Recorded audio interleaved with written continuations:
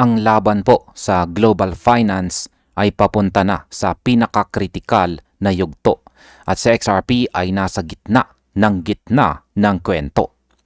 Sa video po ni Saif kasama sina Paul Baron at saka Bradley Kimes, lumabas ang tanong na matagal nang iniwasan ng industriya. Nagsimula na ba ang tunay na labanan sa pagitan ni Ripple at ng matagal ng hari ng cross-border system na si SWIFT? Para po sa atin bilang mga traders, investors at saka holders, napakabigat po ng implications nito. Dahil ang usapang ito ay hindi lamang po tungkol sa presyo. Ito ay tungkol sa system na magdadala ng trillions of dollars kada taon. Kung tama po ang mga analysis, may malaking pagbabago na paparating. At yan po ang siyang ating pag-uusapan sa video na ito. Ngayon ay totoo bang tumatapat itong si XRP kay SWIFT? Sa usapan po ni na Baron at saka Kimes, malinaw ang tono. Hindi na ito simpleng hype. Hindi na ito simpleng crypto speculation. Ang pinag-uusapan ay ang mismong future ng settlement system na ginagamit ng mga bansa at saka malalaking bangko. Ayon po kay Saif, nagsisimula ng mag-align ang reserves at tumataas ang institutional flows. Ibig sabihin, gumagalaw po ang malalaking pondo sa likod ng kortina. Para sa atin na nag-hold kay XRP, napaka-importante nito. Dahil kapag ang mga institutions ang kumilos, madalas may sinusunod po silang malaking signal. Ang tanong ngayon, handa na ba talaga sa XRP para sa open traditional financial market?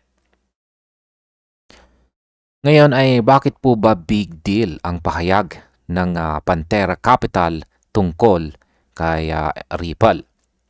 Yan, dito po naging mas intense ang usapan. Sabi po ni Dan Morehead ng Pantera Capital, hindi na po tinatago ang intensyon ni Ripple. Diretso na po niyang sinabi na si Ripple is going after SWIFT. Ayan. At hindi po ito nanggaling sa crypto influencer. Ito ay galing sa Wall Street veteran.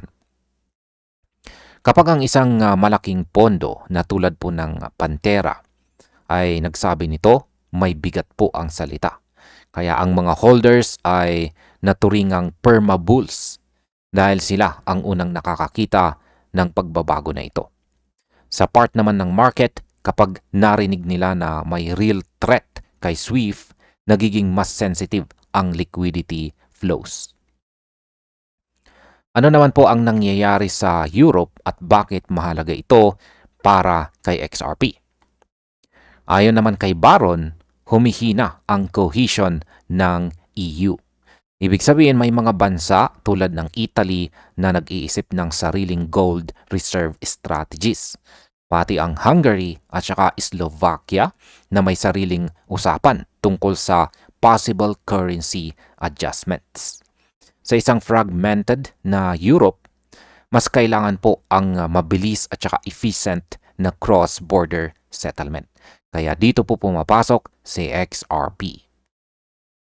Dahil kung magkakahiwalay ang galaw ng mga currency tulad po ng lira, pound at saka Swiss franc, kailangan nila ng neutral bridge asset para hindi po maging mabagal ang transaction.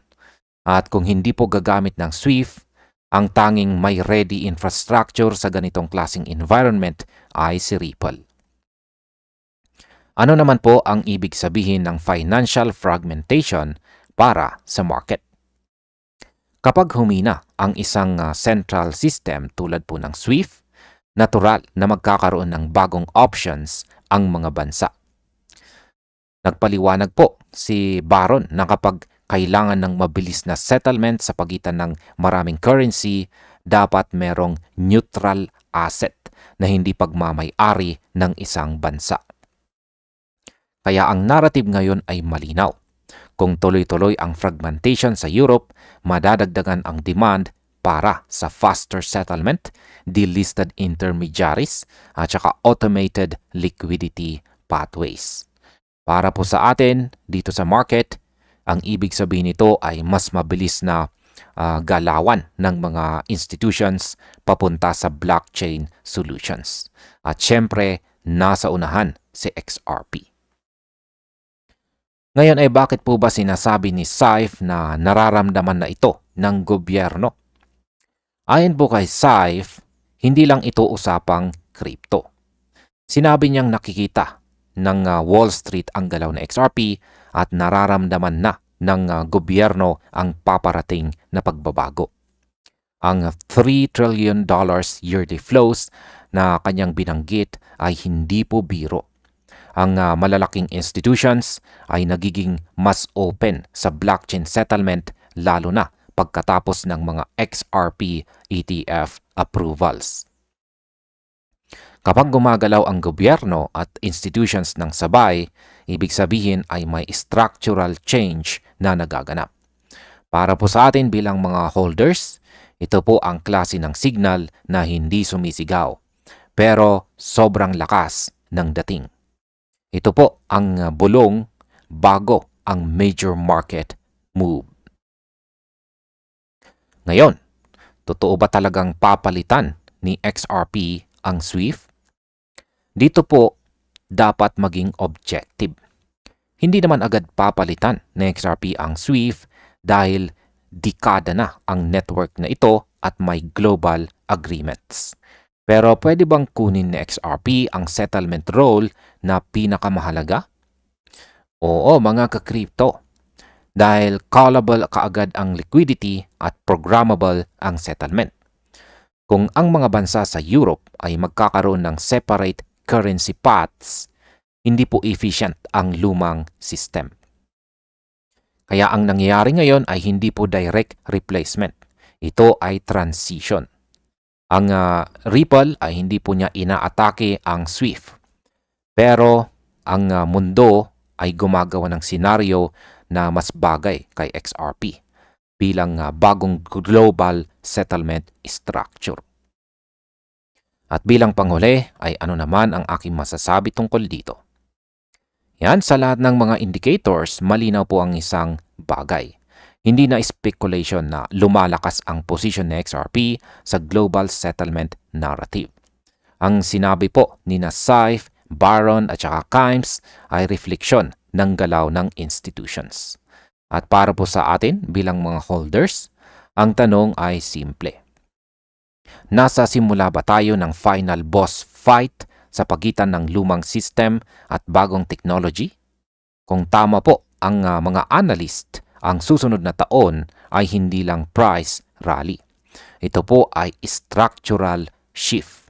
At kung mapunta kay XRP ang malaking parte ng settlement flows, panibagong era na ito para sa buong crypto market. At ayan, hanggang dito na lamang po tayo sa video na ito mga ka-crypto. Maraming salamat sa panunood.